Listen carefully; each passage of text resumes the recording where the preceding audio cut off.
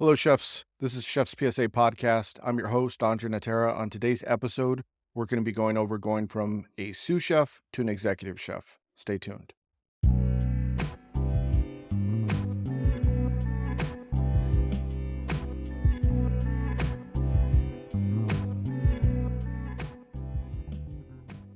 So first, let me give you a brief update. I'm going to be doing a dinner on June 26th in Dallas, Texas, with chefs Anastasia Quinones from Jose Restaurant, Philip Spear from Commodore here in Austin, Texas. That's where I'm recording. Chef Rick Lopez from La Condesa, also here in Austin. And the four of us are getting together, some of Texas' finest. So we're all excited to be cooking at Jose Restaurant. So if you happen to be in Dallas, you're not going to want to miss this dinner. Make sure that you go and buy tickets. There's a link in my bio on Chef's PSA Instagram page. You could also follow the Texas Food and Wine Alliance, and there's a link also in their bio. So if you're in Dallas and you want to have some good food, we're going to be celebrating Mexican cuisine. I'm on the hot seafood course. I got to remember how to cook. I've been retired for a bit, but I think I'll be fine. So make sure that you are there. And if you want to do a Chef's PSA meetup and you want to smoke a cigar, and maybe we could have Cigar Sunday while I'm in Dallas, maybe we could organize that. I think it'd be fun. Anyway, I also just released the restaurant opening guide, Critical Path, companion to the podcast 2-part series. If you like that series, you'll like this companion. So for people that are thinking about opening up a restaurant, there's a lot that goes into it. I think it's a bigger process than I think people realize. It's not just I have some money, let me open up a restaurant, or I have an idea, let me open up a restaurant. So this critical path is basically, I took all the information from the 2 podcast episodes and combined them into a critical path document, which a critical path, for those of you that don't know, is a step-by-step how to go from point A to Z and every step in between. Obviously, there's things that I didn't include, but it's free. If you have no starting point, this is a great frame of reference. Listen to the 2 podcasts and get the critical path. If you have any idea brewing in the back of your mind that you want to open up a restaurant, that's something that you probably want to do. The last thing I've been up to probably doesn't really matter for you all, but I've been redoing my website, and I've probably been working on it for about 2 weeks. At least I've probably been talking about it for 2 weeks. And I'm fucking done. I'm so frustrated with it. But I think it looks good. I was finally done with it. And then it's on a staging site. So all I got to do is hit go, and then it goes, and then the whole thing crashed. So I've been working on it for 2 weeks, probably about 30 to 40 hours staring at a computer screen trying to build this website. And then it just crashed, and I think I may have lost anything. So anyway, I'm a little frustrated, right? That all happened like an hour before I started recording this podcast. So I was hoping I'd be announcing my new website. There's no new website. There might be. I don't know. Check tomorrow. We'll see if I can recover this. Anyway, these are some of the challenges when you work alone. So a lot of people don't know this, but I work alone. There's no one else on the Chef's PSA team but me. It's just me. So the podcast, the editor, the video editor, the person that makes the cartoons, the memes, the posts, the writer, the editor, the graphic designer, the person that answers the DMs, that's all me. There is no other person. So every day I'm learning something new, which is fun, but sometimes it can be frustrating. So this ties into today's podcast. What I was telling someone the other day is that sometimes when things are on easy street, when you've been doing something for a long time, like for me, running a kitchen is easy street. I could go into a kitchen. I know exactly what to do. I did an event this past weekend. I wasn't one of the featured chefs, but I was part of the organization of the event. And I jumped in and I was helping with some of the cooking and the organization. And like the chef kicked in right away. I was working with some students from Escoffier, and the old chef kicked in. I was like, they were all buttoned up. Anyway, it's easy for me to be a chef because I could do that without thinking. But sometimes it's much more difficult to do something that you don't do every day. For example, building a website. What I do right now with Chef's PSA, besides talking about chef things, every day I'm working on something usually that I don't know how to do. And I don't have an assistant. So when I joke around and say I'm going to fire my assistant, there is no assistant. So it's usually me that I'm going to go get mad at myself.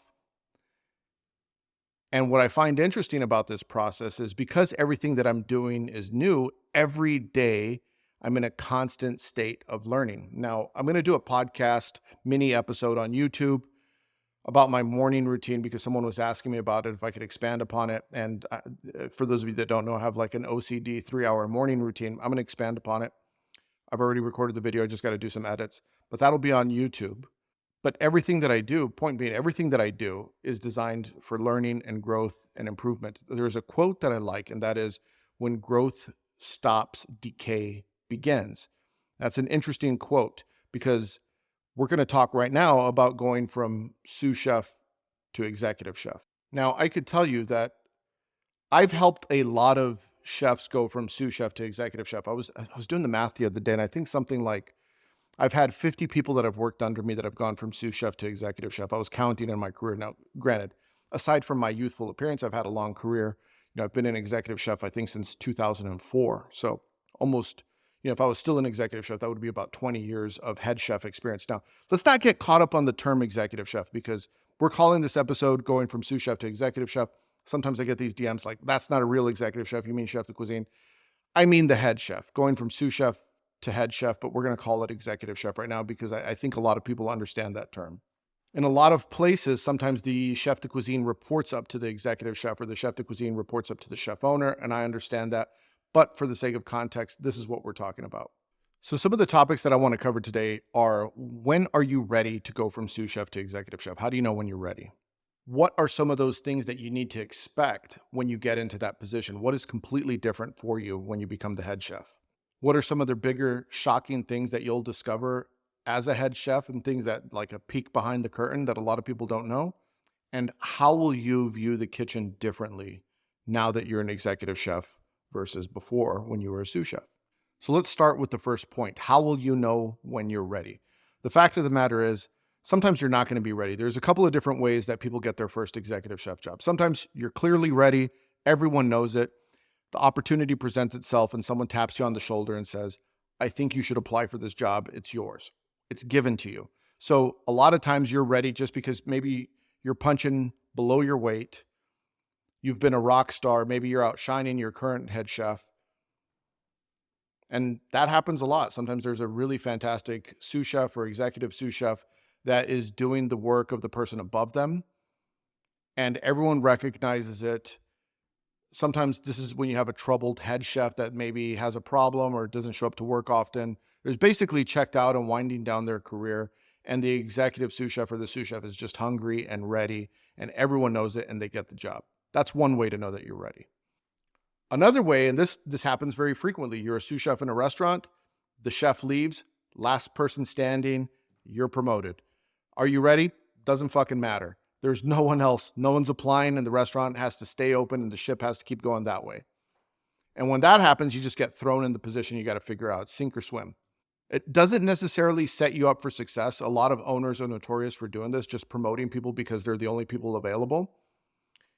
And a lot of times, ownership will be like, well, I'll just step in and cover the areas where they may have some weaknesses. This isn't necessarily the best thing because you want to grow in your position with a little bit of a safety net. There's a greater risk in going into an executive chef or a head chef position like this because the chance of failure is pretty high. But if you succeed, you're a rock star because everyone's like, against all odds, they did it.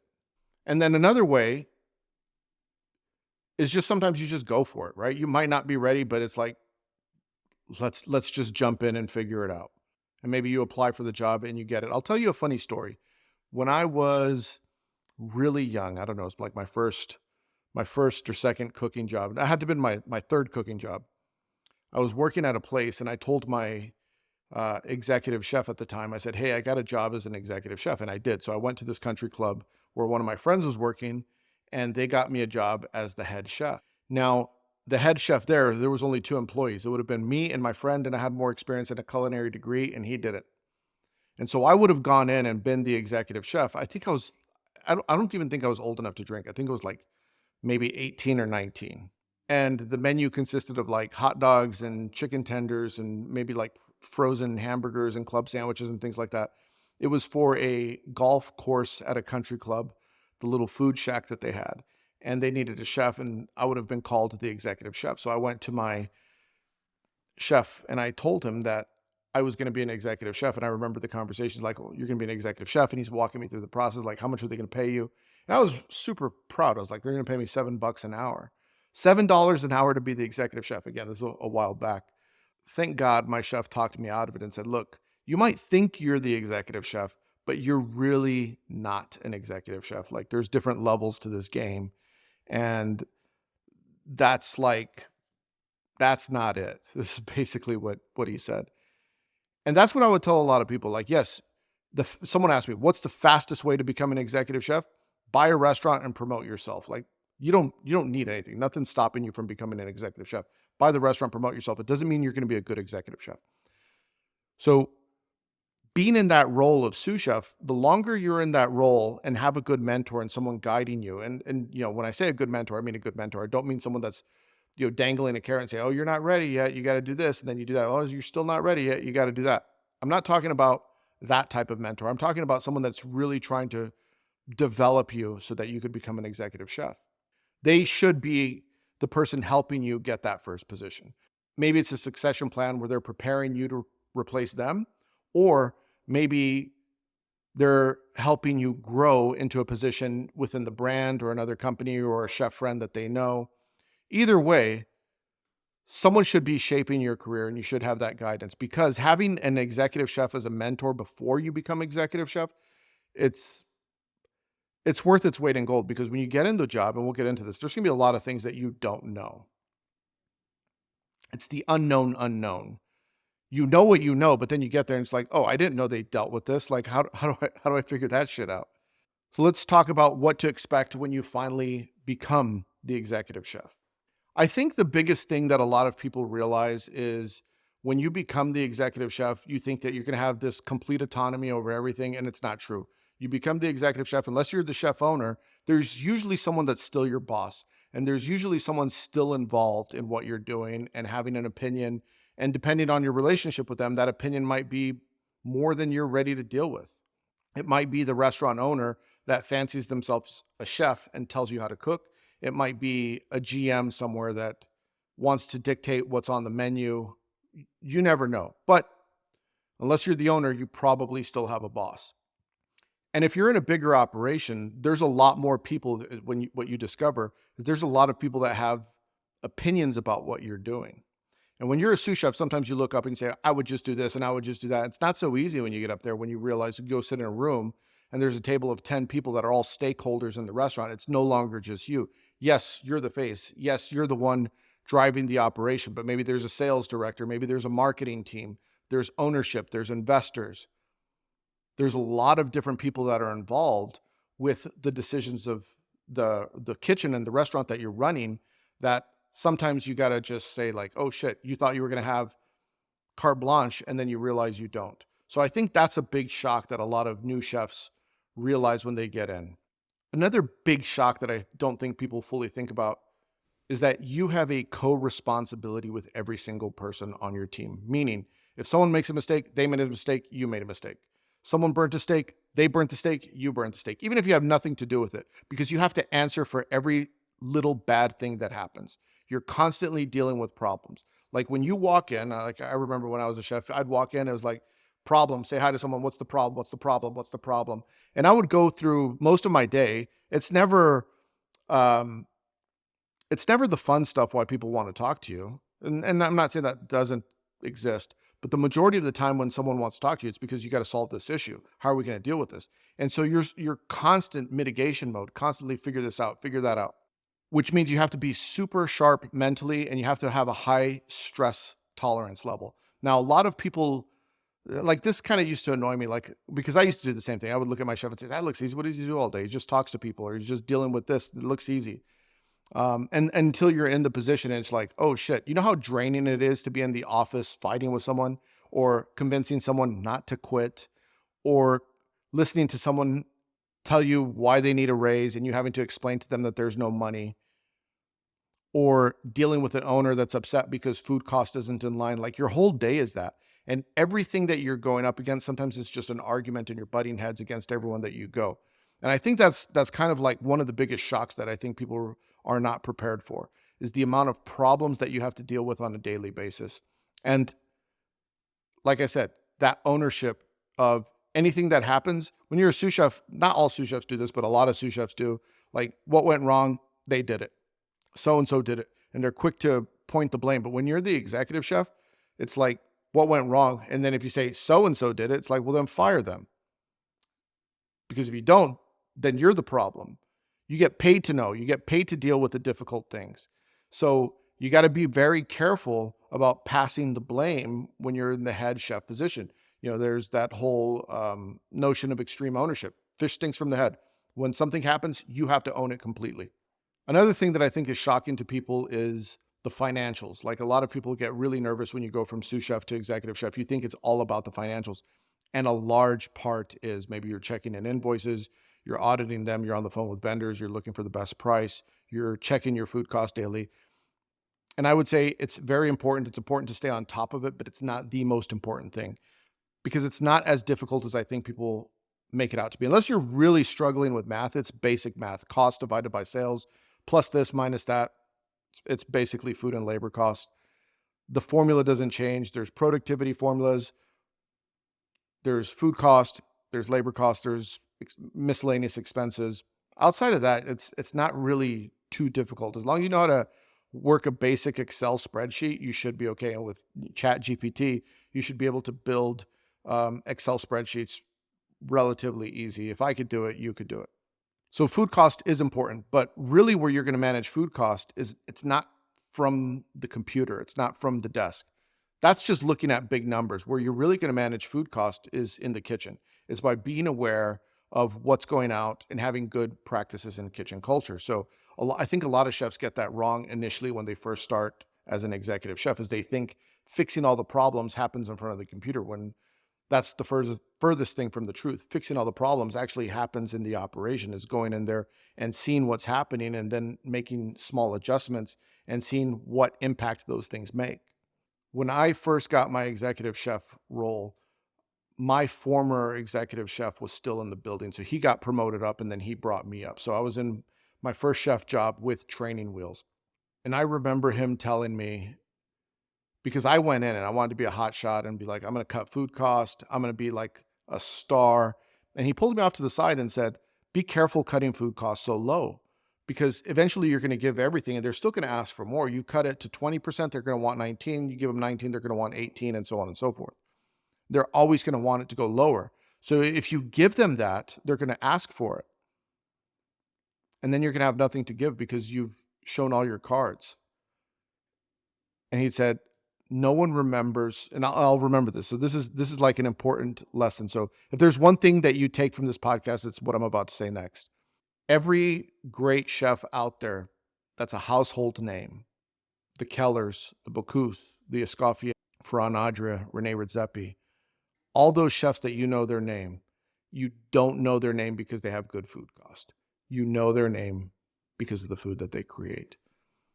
And I think that sometimes gets lost on people, is that they think it's about the finances. And I'm not saying that it's not, because if you're not running a good business, your business is going to close. But if you're not serving great food, they're not even going to come back. So understanding, create a great product with shrewd business acumen so it's profitable, right? But at the end of the day, it's about creating great products. That would be one of the most important things I would tell you when you first get your head chef position. What are some of the biggest shocks that I think people don't realize about the head chef? And we talked about, you're not fully in control, even though people think that you are. I think a lot of people, we're talking about finances. I think when you're a sous chef, everything's easy. Just buy this, spend the money. But when you become the executive chef, you also become a little bit more business savvy. And every decision that you make now is for the better of the restaurant and not necessarily for the betterment of the dish or the one individual person on the team. So every decision you make as a chef might not make sense to an individual, but it does make sense for the success of the entire restaurant. And that might be ownership, financial, customer experience, or good for the entire team. So there's your decision-making process starts to evolve. You see the bigger picture, you understand the bigger picture a little bit more. And things that you wouldn't have done when you were a sous chef, the light bulb may go off and say, now I understand why chef didn't allow me to do that. Things change up a little bit. Here's another big shock. is your culinary skills get rusty. And I think that's like one of those things that like people don't realize, that if you're not in the kitchen every day, and a lot of chefs they are, but a lot of chefs aren't. You know, you get caught up in meetings, you're doing paperwork, you're doing the ordering, and maybe you just cook just a little bit, or you're on the pass running expo. And you'll start to notice that what you used to be able to do on the line, and you haven't worked the line for quite some time, like you go back, you still know what you're doing, but you're not as fast as your best line cook. Like you want your best grill guy on the grill. You don't want to replace them usually. And I'll tell you a story. I told the story on my Cigar Sunday the other day. Someone asked me what's something like peek behind the curtain that a lot of people don't know. It's like, well, usually the best cook in the kitchen isn't always your executive chef, because they are rusty. So sometimes it's the number two that's usually the driving force in a lot of kitchens. It's usually the chef de cuisine or the exec sous or the sous that might be pushing things forward. Sometimes the executive chef or the head chef is shaping the direction that things need to go, but the person that's implementing and executing is usually the number two. So I think that's a peek behind the curtain. But I did a dinner with a big name chef, I won't say who, and we were doing everything in tandem. And this is a big name chef, and he calls me over and he says, "Where'd you get the fish from?" Because I was in charge of making sure that everything was set and ready. And I said, "Why?" And I'm like nervous, like, "Fuck, did I fuck up the fish?" And I said, "We got it from here," and this, that, and the others are like, "Okay, great." And then he walks away, and then he goes on stage and he explains the fish course. So I was like, "Oh shit."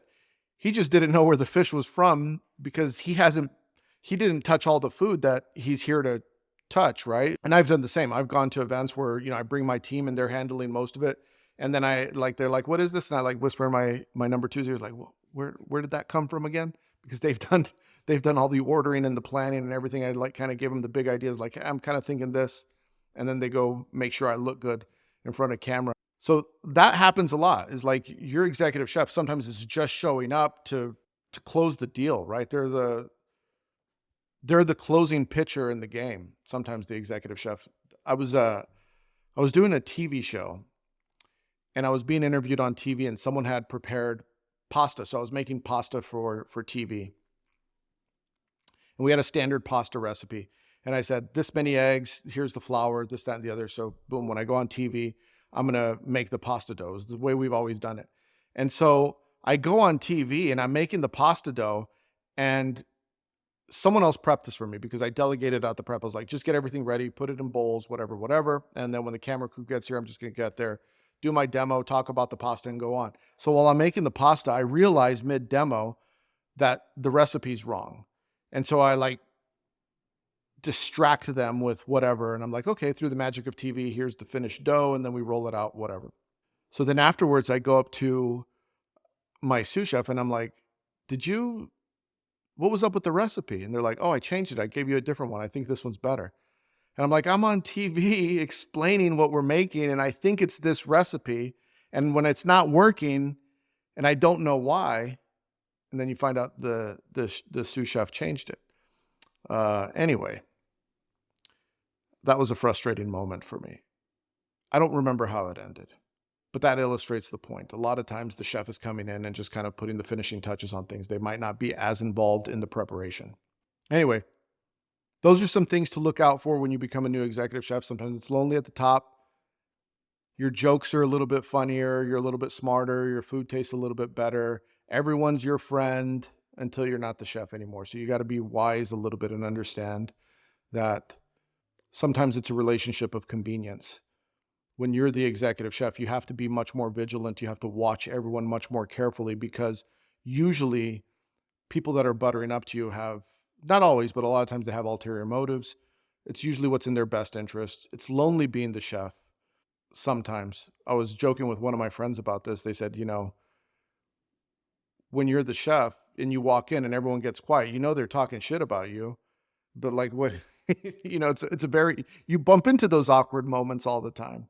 And so hopefully you have a good number two, the sous chef or the exec sous or the chef de cuisine that could be your confidant. But you need to have someone, because it does get lonely at the top. There's a certain element of danger when you're in a bar and you're about to get in a fight, and the person that you might get into a fight is way bigger than you. And you start to think, maybe I shouldn't mouth off to this person because the consequences are big. If I mouth off, they might beat the shit out of me in the bar, right? The same thing applies as the executive chef. there's a certain line that can be crossed where you could push them. The worst that they're going to do to you is usually quit. The worst that you could do to them is fire them. So the consequences a lot of times are more great on their end.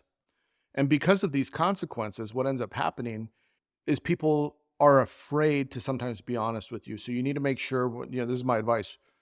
You need to make sure when you become the chef that you do have a couple of people that can push back on you and tell you the way it is. Because if you surround yourself with a bunch of people that are just going to always tell you what you want to hear, that's a dangerous game to play. Because you will not know when people are withholding information from you that it's going to eventually hurt you in the long run. So anyway, those are a lot of things to think about when you go from sous chef to executive chef. If I didn't answer a specific question that you had on this, if you're watching this on YouTube, feel free to comment. If you follow me on Instagram, feel free to send a DM and I'll gladly answer it if there's something that I missed or didn't cover. If you want to support the show, go get the books. Bad Sous, Good Chef is the new book that I just wrote. It's a conversation, a lot like this one, two-way street though, on a new chef that has a lot of questions on how to be a successful sous chef. So a lot of people ask me, what do I need to do to be a good sous chef? This is the book that you want. Get The Kitchen Art of War, Culinary Leadership Fundamentals. Those are the 3 books in the leadership series. For cooks, get the Line Cook Survival Manual and How Not to Be the Biggest Idiot in the Kitchen. Go get some merch. Hopefully I'll have a new website, chefspsa.com, updated version of it. Thank you so much.